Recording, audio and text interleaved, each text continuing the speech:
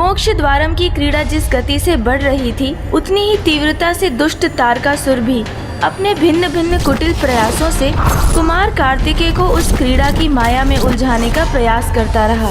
किंतु स्कंद माता के आशीर्वाद एवं अपनी सूझबूझ से कुमार कार्तिकेय सभी बाधाओं को पार कर पुनः क्रीड़ा पटल पर आकर स्थित हो गए। तो क्या अब हम अपनी क्रीड़ा आगे बढ़ाएं तारकासुर? किस मिट्टी से उत्पन्न हुआ है ये? ऐसा क्या है इसमें जो ये प्रत्येक संकट से बाहर आने में सक्षम हो रहा है? मैं अपने माता पिता आदि पुरुष महादेव एवं आदि शक्ति जगत जननी माता पार्वती के चरणों की धूल से उत्पन्न हुआ हूँ तारकासुर। जगत जननी माता पार्वती के चरणों की धूल से उत्पन्न हुआ हूँ तारकासुर। इसीलिए तुम्हारी ये तुच्छ युक्ति और चालें मेरे मार्ग में बाधा नहीं बन सकती। मैं कैसे भूल रहा था कि कुमार कार्तिकेय महादेव और माता पार्वती के पुत्र, तो फिर उनकी क्षमता को लेकर इतना संशय क्यों? और ये मेरे भीतर इतनी असुरक्षा का भाव क्यों है? धिक्कार है मुझ पर। यदि इस प्रकार मैं यहाँ से लौट भी गया तो किसी के सम्मान के योग्य नहीं रहूंगा, और किसी भी सम्मान रहित पद का क्या लाभ? क्या हुआ तारकासुर? क्या तुम ये क्रीड़ा आगे नहीं बढ़ाना चाहते हो? हाँ, अवश्य बढ़ाना चाहता हूँ। क्या दिखाई नहीं दे रहा है तुम्हें कि मेरी विजय में मात्र 20 अंकों की दूरी शेष है? तारकासुर, तुम्हें शीघ्र विजयी होना होगा, और स्मरण रहे उसके लिए तुम्हें ऊंचे से ऊंचा अंक लाना होगा, और वही लाना।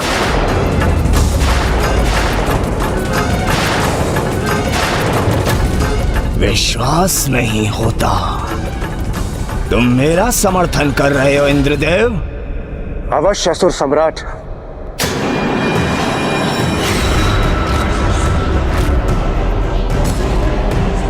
देवराज, ये क्या कर रहे हैं आप तारकासुर का साथ क्यों दे रहे हैं? वायुदेव, ये मेरी अपनी स्वतंत्र सोच है, जिसकी विजय की संभावना मुझे स्पष्ट दिखाई देगी, मैं उसी का साथ दूंगा। और यहां मुझे महाराज तारकासुर की विजय निश्चित प्रतीत हो रही है।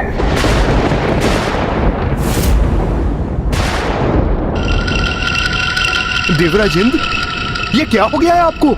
आप ऐसा कपट आचरण कैसे कर सकते हैं? देवराज इंद्र इतनी सरलता से पलट जाएं, अपने परम शत्रु का साथ देने लगे, ये कैसे संभव है? विपरीत परिस्थितियां कभी कभी व्यक्ति का मनोबल गिरा देती हैं, किंतु देवराज इंद्र इस प्रकार स्वयं को पराजित मान लेंगे, ये तो देवताओं के लिए अविश्वसनीय था।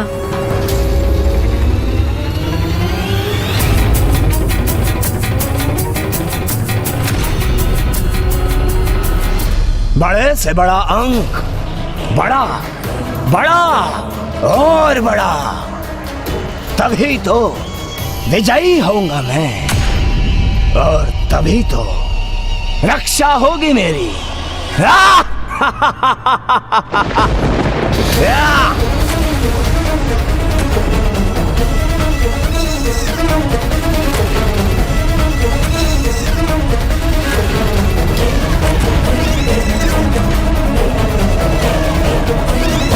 ये तो इतना आश्वस्त खड़ा है, कहीं ये क्रीड़ा पलटने तो नहीं वाली, कहीं ये उस खड़क तक पहुंचने में सफल तो नहीं होने जा रहा है।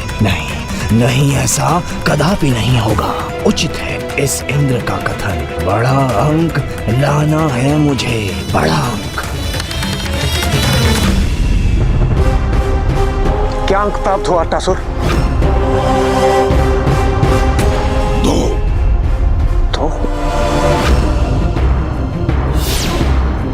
महाराज तारकासुर, ये आपने क्या कर दिया?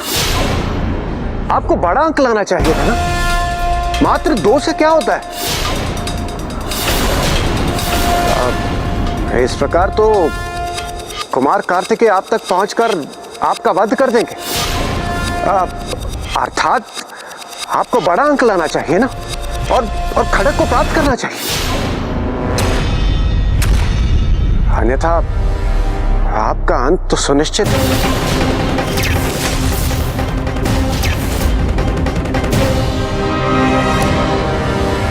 ये देवराज इंद्र इतने कृतज्ञ कैसे होते जा रहे हैं?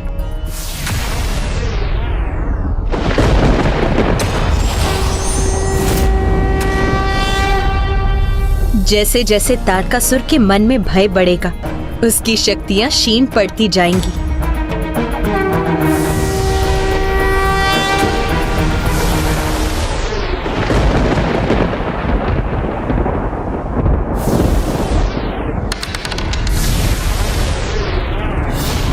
चार,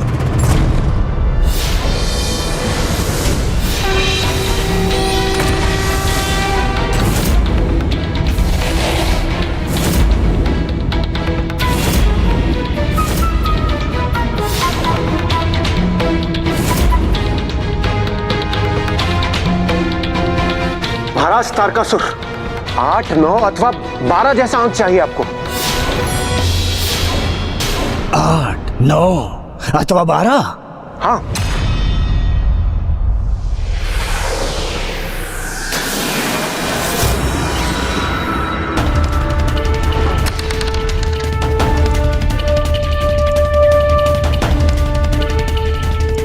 ध्यान से महाराज, अन्यथा आप पराजित भी हो सकते हैं। अट्टासुर, बताओ क्या आया? पुनः 2।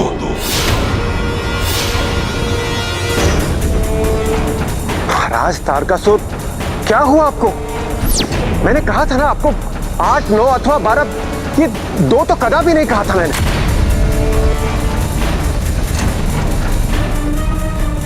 तो अब समझा, ये देवराज की एक युक्ति है तारकासुर को भ्रमित करने की।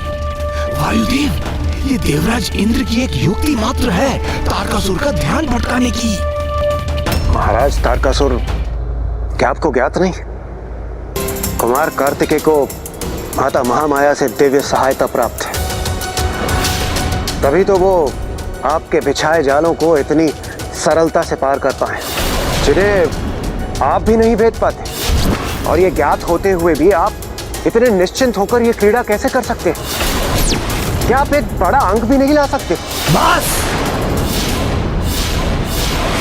शांत देवराज इंद्र, मृत्यु होगी तो मेरी होगी, इसमें तुम्हारी क्या हानि है? तारकासुर जी, यदि आप अपना अंत करवाना चाहते हैं तो करवाइए। मैं तो वैसे भी इस वृक्ष के रूप में सदैव यहीं पर उलझा रहूंगा, और वैसे भी अब हम एक समान हैं। हमारे परस्पर संघर्ष से हमें कुछ भी प्राप्त नहीं होगा। इसलिए मैं आपसे पुनः कह रहा हूं, बड़ा अंक लाइए, बड़ा अंक। कदाचित इंद्रदेव की यह युक्ति सराहनीय है। वो जितनी बार तारकासुर को उकसाएंगे, आवेश में आकर तारकासुर क्रीड़ा में उतनी ही भूल करेगा।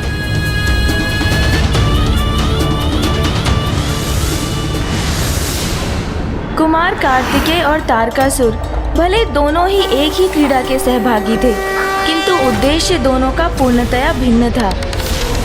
तारकासुर का उद्देश्य जहां मात्र विजयी होना था, वहीं कुमार कार्तिकेय विजयी तो अवश्य होना चाहते थे, किंतु सत्य पथ पर चलकर धर्मानुसार विधि से।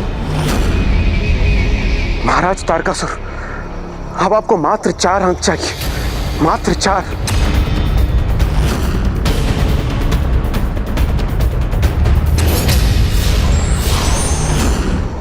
और देवराज इंद्र द्वारा उत्पन्न कोलाहल से जो अंक तारकासुर प्राप्त कर रहा था, उससे और कुमार कार्तिकेय के आगे बढ़ने से उसका ध्यान इतना बट रहा था कि उसे 500 के अंक परिवर्तित करने का अवसर ही नहीं प्राप्त हो रहा था। इंद्रदेव की क्रीड़ा का अभी आरंभ ही हुआ था, अब कुमार 85 पर थे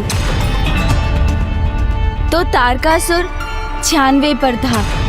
यदि अगली चाल में तारकासुर को 4 और अंक प्राप्त होते तो वो विजयी हो जाता, और यदि ऐसा हो जाता तो कुमार कार्तिकेय अपना सब कुछ खो बैठते।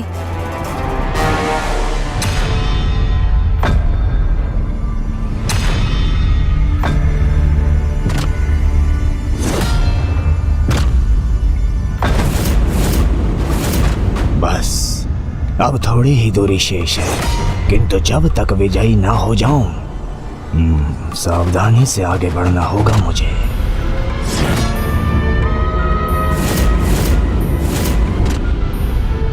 जय हो महाराज तारकासुर की जय हो।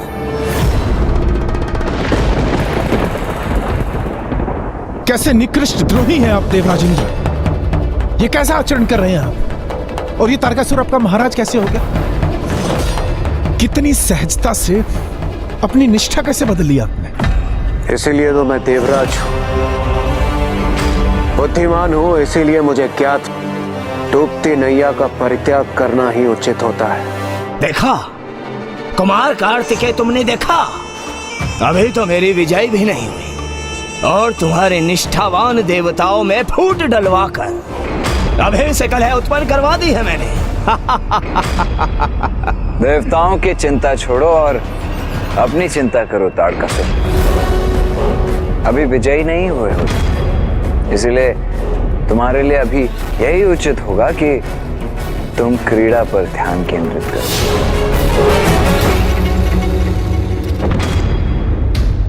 देवराज, आपकी निष्ठा इतनी सरलता से बदल जाएगी और आप इतने द्रोही प्रमाणित होंगे। यदि ये ज्ञात होता हमें तो आपको उसी अंधेरे तहखाने में छोड़ाते हम। बस बंद करो अपना ये अनर्गल प्रलाप। हाँ हाँ, उचित है महाराज तारकासुर, उचित है। इन देवताओं को तो शांत ही रहना चाहिए। मेरे महाराज तारकासुर विजय के इतने निकट जो हैं, बस घोषणा ही शेष है।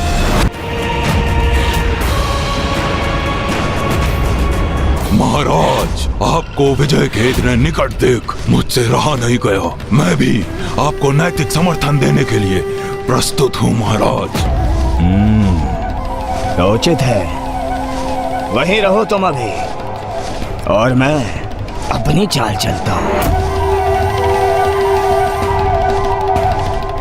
मुझे 4 अंक चाहिए।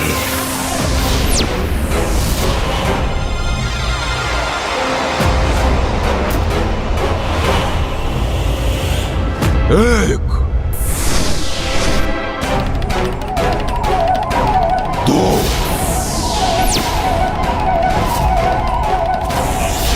3।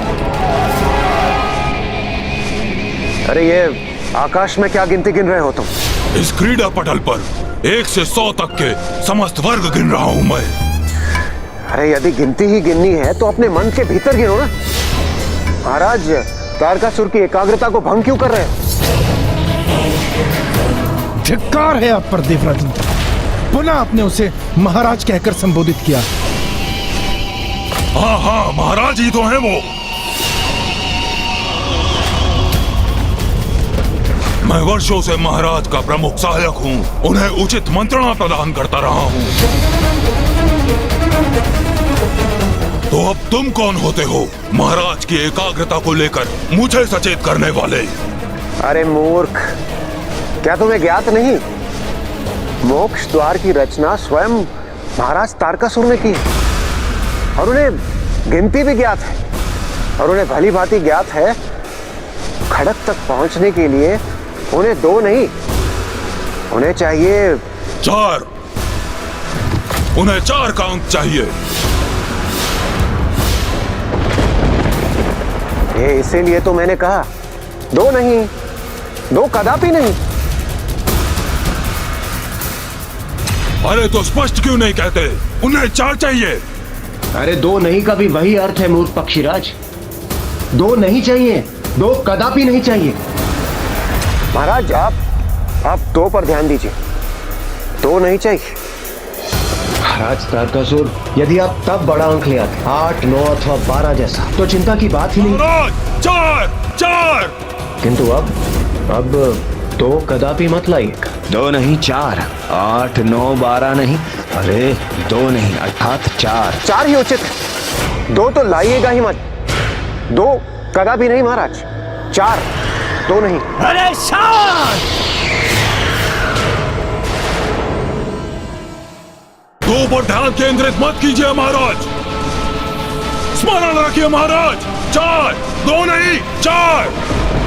कदाचित महाराज तारकासुर के मन में मैं पर्याप्त भ्रांति उत्पन्न करने में सफल हो ही गया।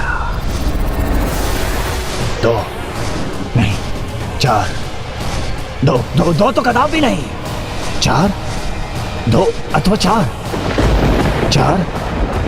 2 था अथवा 4 था, 2 4 2 4 4 था 4। अरे क्या था उचित अंक? 2 कदापि नहीं महाराज, कदापि नहीं महाराज। 4 4 नहीं, 2 नहीं।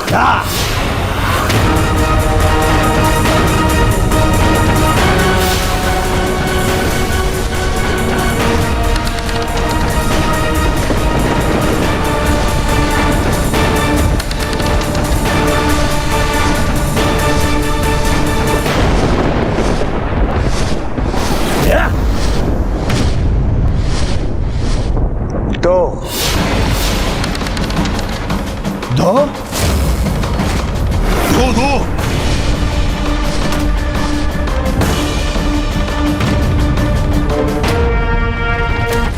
मेरा कार्य संपन्न हुआ।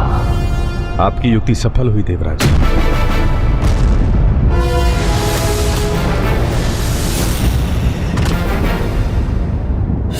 ये 98 पर आकर क्यों रुक गया मैं? आगे बढ़ना है मुझे, विजयी होना है मुझे।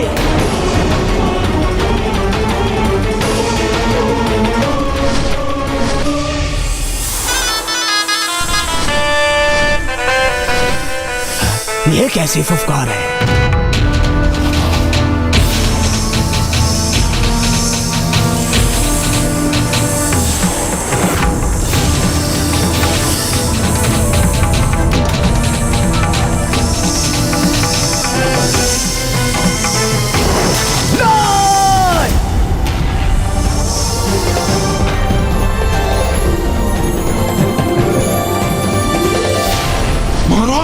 महाराज को निगल लिया सर्प ने।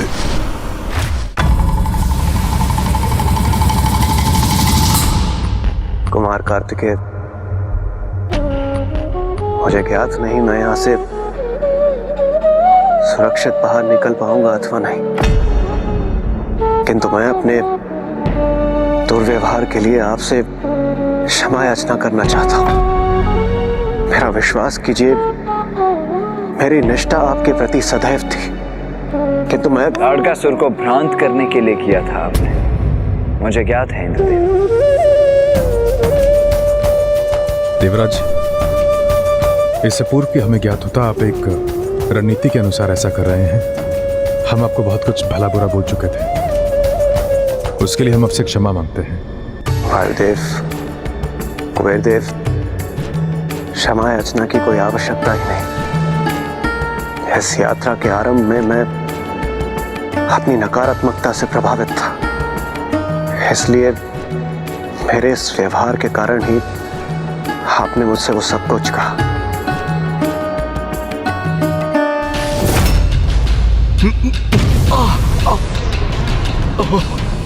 देवता, तो आप पूर्ण रूप से वृक्षों में परिवर्तित हो रहे हैं।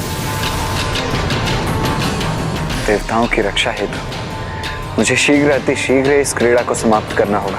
हाँ कुमार कार्तिकेय, अब विलंब मत कीजिए, अब आपको कोई नहीं रोक सकता, यही उचित अवसर है। आगे अवश्य बढ़ूंगा वायुदेव, किंतु उचित प्रकार से, क्रीड़ा के नियमों के अनुसार से। कुमार कार्तिकेय नियम का उल्लंघन कर विजय प्राप्त कर सकते हैं, किंतु उन्होंने ऐसा नहीं किया। कहाँ एक और असुर महाराज तारकासुर हैं, जिन्होंने आगे बढ़ने के लिए छल करने से तनिक भी संकोच नहीं किया, और दूसरी ओर ये अद्भुत दिव्य कुमार कार्तिकेय हैं, जो न्याय पड़ता और सत्य निष्ठा पर स्थिर हैं।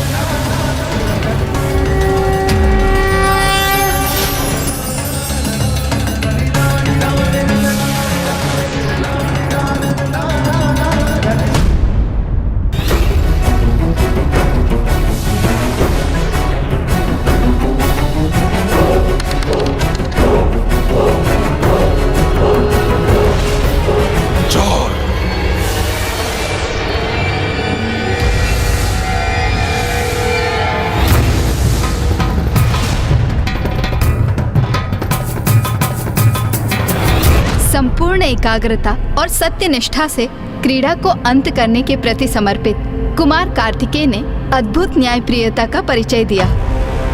माता सरला, यही तो महादेव पुत्र कुमार कार्तिकेय की महानता है।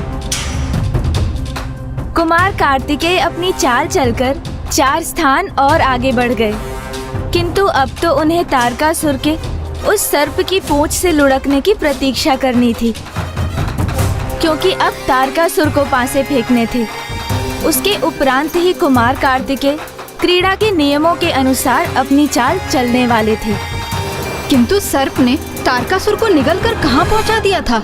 छल, असत्य और धूर्तता से कभी कोई लाभ नहीं होता, और अब वो समय आ चुका था जब तारकासुर को शीघ्र ही वास्तविकता ज्ञात होने वाली थी, क्योंकि अब वो स्वयं के बनाए जाल में फंस चुका था। खोलो, अपना मुख खोलो, बाहर जाने दो मुझे।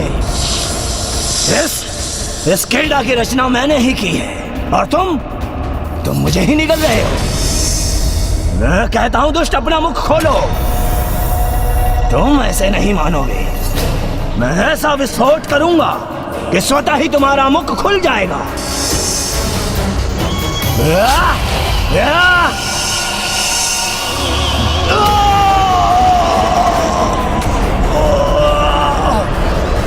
महाराज तारकासुर की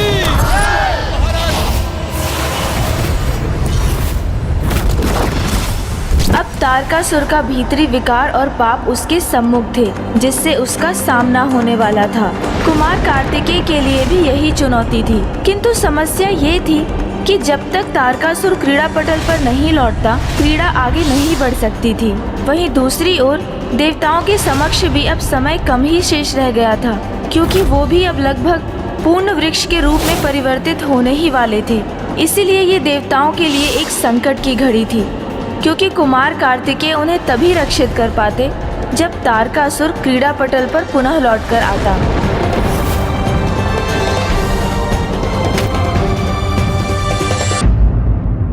मोक्ष द्वारम क्रीड़ा में प्राप्त हुए अंक के अनुसार ही तारकासुर विकराल सर्प के मुख में समा चुका था, किंतु अब वो क्रीड़ा पटल पर पुनः तभी लौट पाता जब वो उन पाप एवं विकारों पर विजय पाता।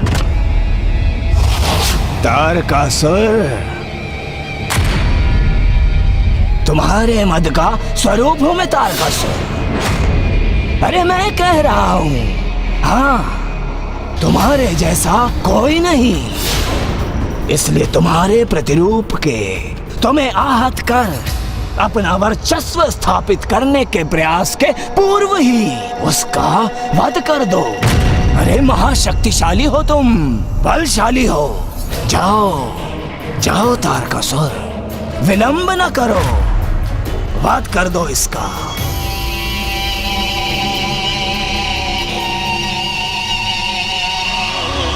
इस समस्त संसार में महाबलशाली महानतम असुर महाराज तारकासुर एक ही है,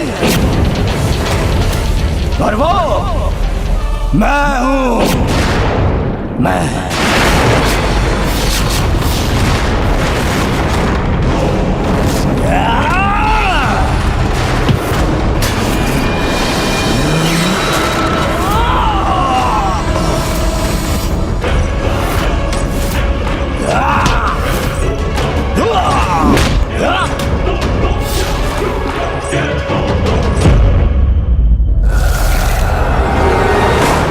मेरे समक्ष टिकोगे तुम?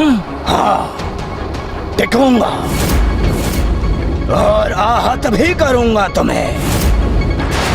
अब कुमार कार्तिकेय के समान सर्वप्रथम तारकासुर के मद ने उसे प्रभावित कर उसमें मत्सर को भी उत्पन्न किया, किंतु जहां कुमार कार्तिकेय उन विकारों पर विजय प्राप्त करने में सफल रहे, वहीं तारकासुर इसमें असफल रहा, क्योंकि उसके दंभ की तो कोई सीमा नहीं थी और ईर्ष्या अत्यंत विषैली थी। इसलिए कुमार कार्तिकेय के विपरीत वो दुष्ट दोनों के ही जाल में उलझा। किंतु क्रीड़ा नियमानुसार आगे बढ़े, इसलिए कुमार कार्तिकेय उसकी प्रतीक्षा कर रहे थे।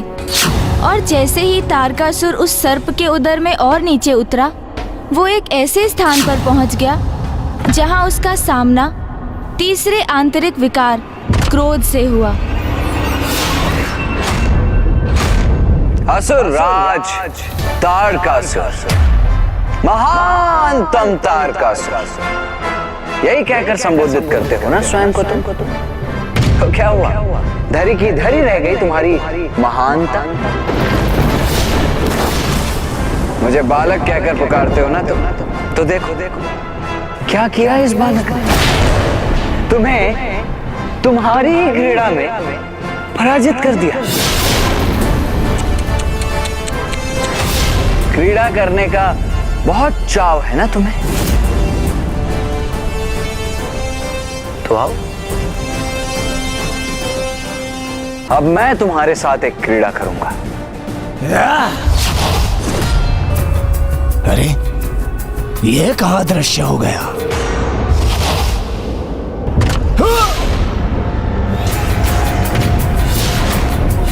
तो आओ ना, क्रीड़ा करो मेरे साथ, पकड़ो मुझे।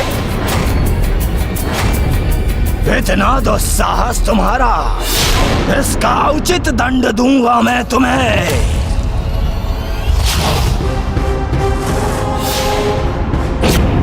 यहां वहां क्या देख रहे हो?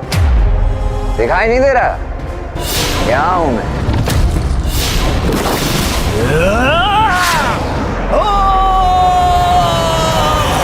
तारकासुर के भीतर कुमार कार्तिकेय के प्रति क्रोध का ज्वालामुखी फूट चुका था, जिस क्रोध पर अपना नियंत्रण ही नहीं प्राप्त कर सका वो, और किसी भी प्रकार कुमार कार्तिकेय पर कपट वार कर युद्ध भूमि में धर्मानुसार नहीं अथवा अधार्मिक उपाय से आहत करना चाहता था वो उन्हें। इसलिए वो पुनः असफल हुआ और अब उसके अगले आंतरिक शत्रु अर्थात लोभ और काम का सामना करने के लिए प्रस्तुत होना था।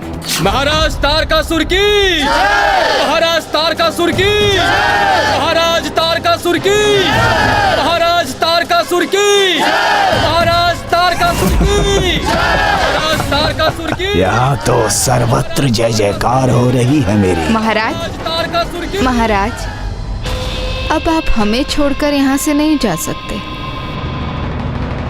हाँ महाराज, अब मेरा अर्थ है अब हम आपको यहाँ से प्रस्थान नहीं करने देंगे। किंतु कहाँ ले जा रही हो तुम मुझे? महाराज, ये कैसा प्रश्न पूछ रहे हैं आप? हम आपको ये सुंदर नगर के राज सिंहासन पर स्थापित करने ले जा रहे हैं। और कहाँ ले जाएंगे महाराज?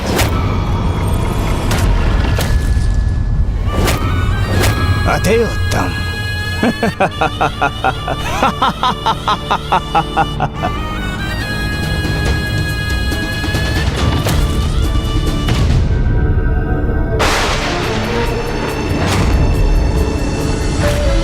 स्वर्ग भी मेरा, स्वर्ग भी मेरा, त्रिलोक भी मेरा, त्रिलोक भी मेरा,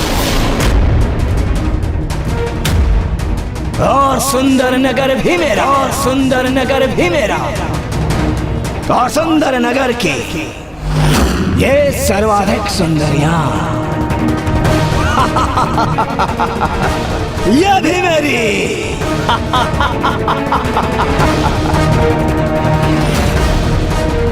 चलिए महाराज।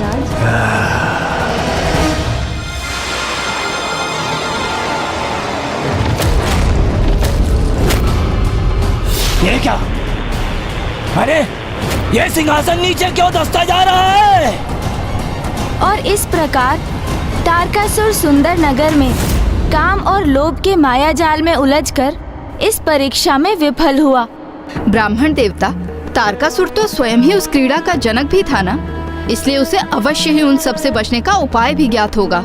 हाँ माता, अवश्य ज्ञात था और वो उन बाधाओं से निकला भी, किंतु सरलता से नहीं, क्योंकि तारकासुर स्वयं एक ऐसा असुर था जिसमें विकार होना तो स्वाभाविक ही था। इसीलिए उन विकारों पर विजय पाना उसके लिए अत्यंत जटिल रहा। और जब इन सबके पश्चात अंततः तारकासुर अपने क्रीड़ा पटल पर पुनः पहुंचा तो अपने समक्ष इसका परिणाम देख वो विचलित हो उठा। क्योंकि छल करने का परिणाम क्या असुर और क्या मनुष्य, ये तो सभी को भुगतना पड़ता है माता। और तारकासुर भी इससे अछूता नहीं था। वो क्रीड़ा के आरंभ अर्थात दूसरे अंक के स्थान पर पहुंच गया।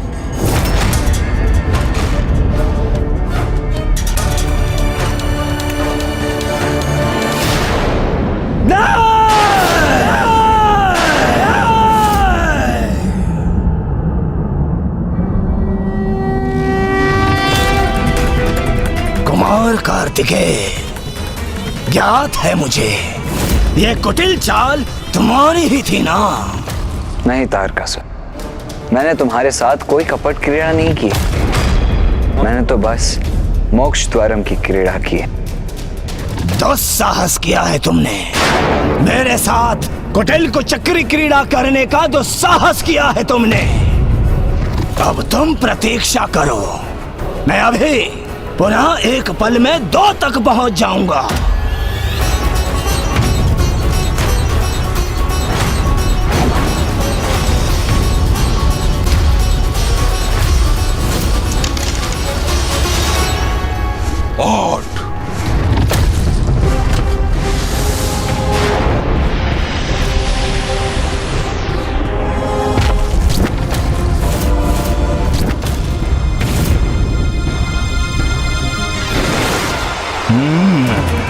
पुनः ऊपर पहुंचूंगा मैं।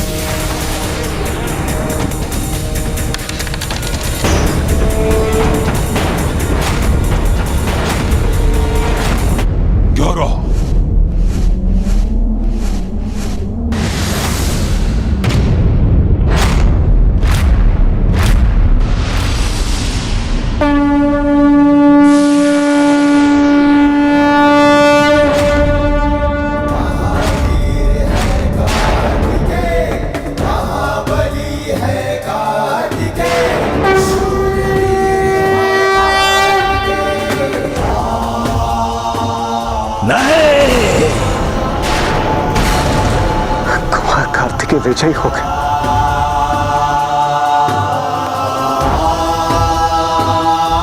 धन्यवाद माता। पुत्र, अब तुम अपने लक्ष्य उस खड़क तक पहुंचने ही वाले हो। किंतु अभी भी तुम्हें सावधान रहना होगा पुत्र, क्योंकि खड़क तक पहुंचने पर भी तुम्हारा कार्य अधूरा है।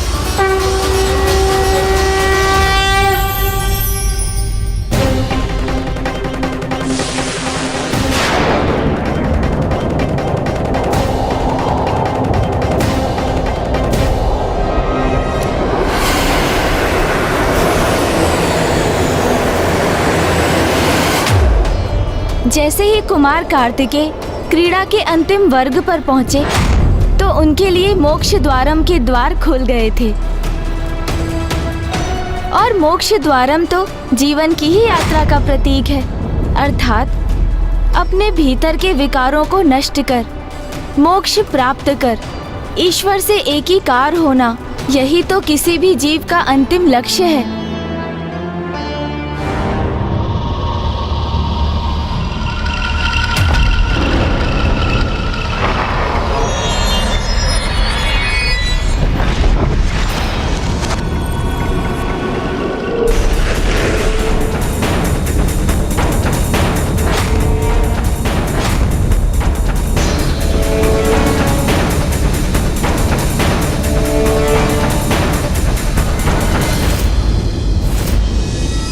ये कैसी अंधकारी राजसभा है?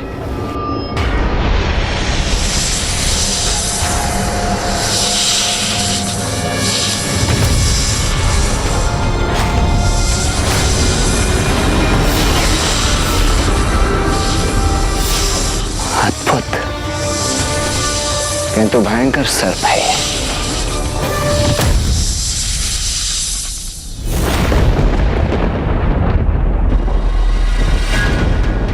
क्या सोचा था तुम सभी ने?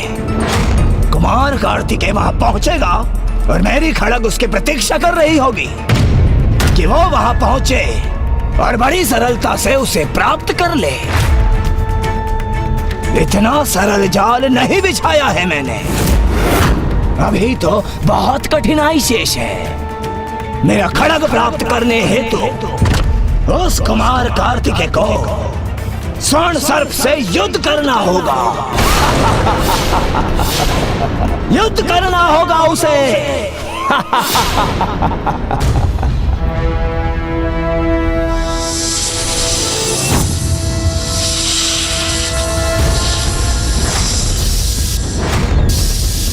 सर्प का सामना अनिवार्य है।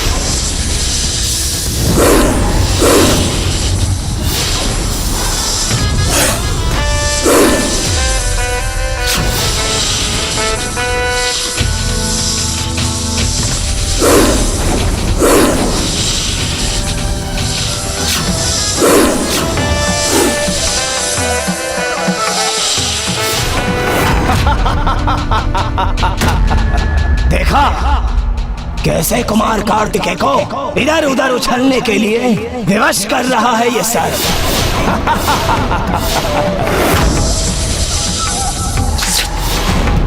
क्या हुआ कुमार कार्तिकेय? अभी भी परिश्रम करने पर विवश हो रहे हो तुम? हाँ? इस सर्प का अंत करने के लिए मुझे अपनी बुद्धि का प्रयोग करना होगा। ध्यान से देखना होगा इसे। पुत्र, जिसमें मेरी समस्त शक्ति समाहित है, मेरी शक्ति का प्रतीक मेरा दंड सदा तुम्हारे साथ रहेगा और इस प्रकार मैं भी सदा तुम्हारे साथ बनी रहूंगी।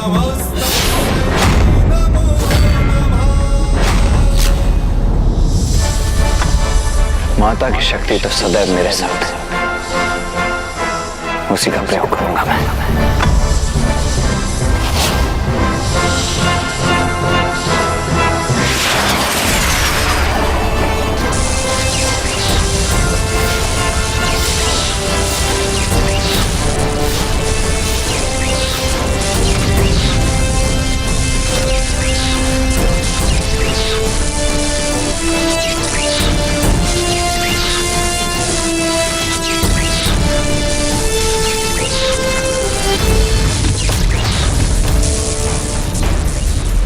ये क्या?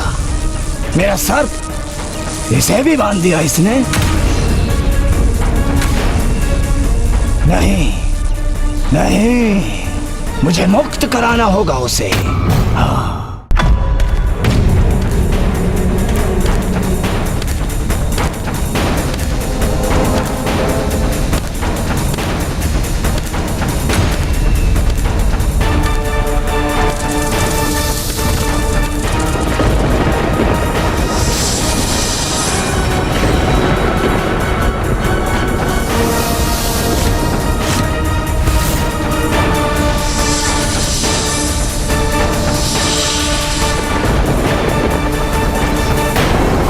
अब मुझसे तुम मुक्त नहीं हो सकोगे।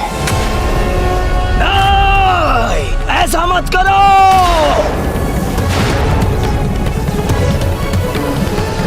यदि इस सर्प की रक्षा हेतु तारकासुर इधर बढ़ रहा है तो इसका अर्थ है वो खड्ग इसी सर्प में स्थित है।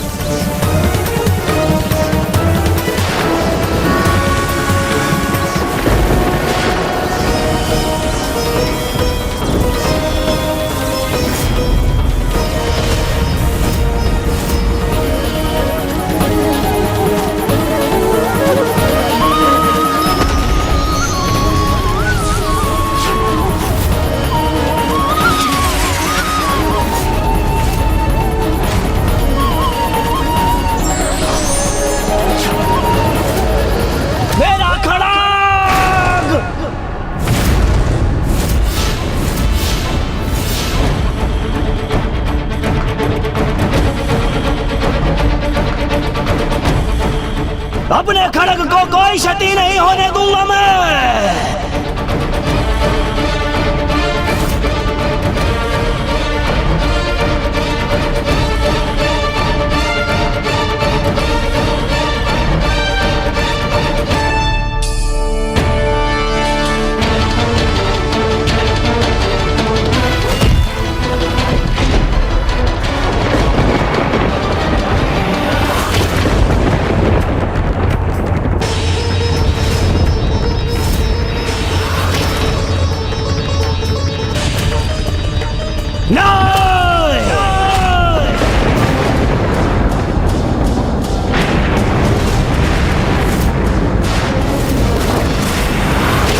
नहीं, उसे मत नष्ट करो, उसमें मेरे प्राण हैं। नहीं। तुम्हारी क्रीड़ा में विजयी होकर मैंने इस खड़ग को प्राप्त किया है, तो अब इसे 2 भागों में विभक्त कर नष्ट तो अवश्य करूंगा, नष्ट तो अवश्य करूंगा।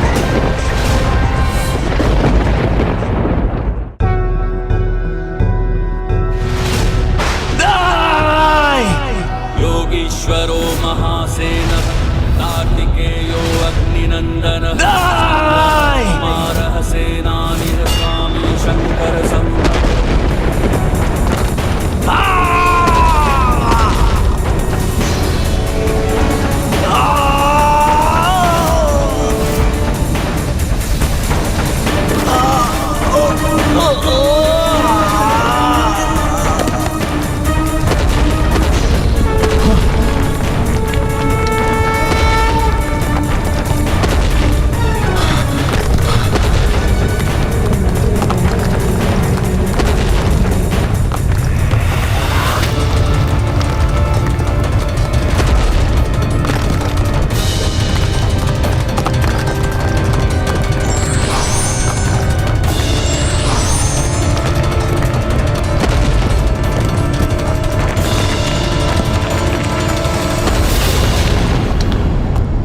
ये कैसा विस्फोट हुआ वहां? और कुमार कार्तिकेय और तीनों देवता कहाँ हैं?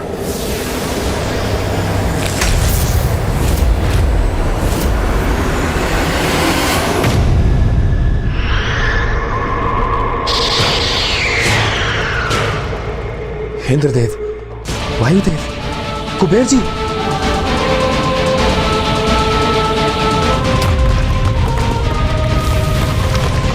मेरा सुंदर मायावी भवन नष्ट हो गया।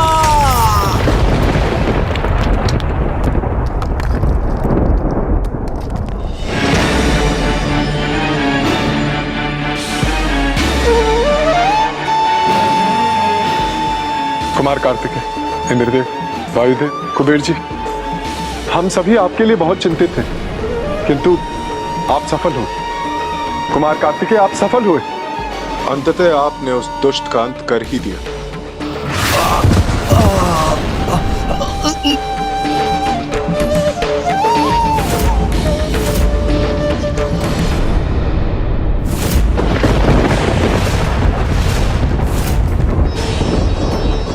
तारकासुर, ये अभी भी जीवित है।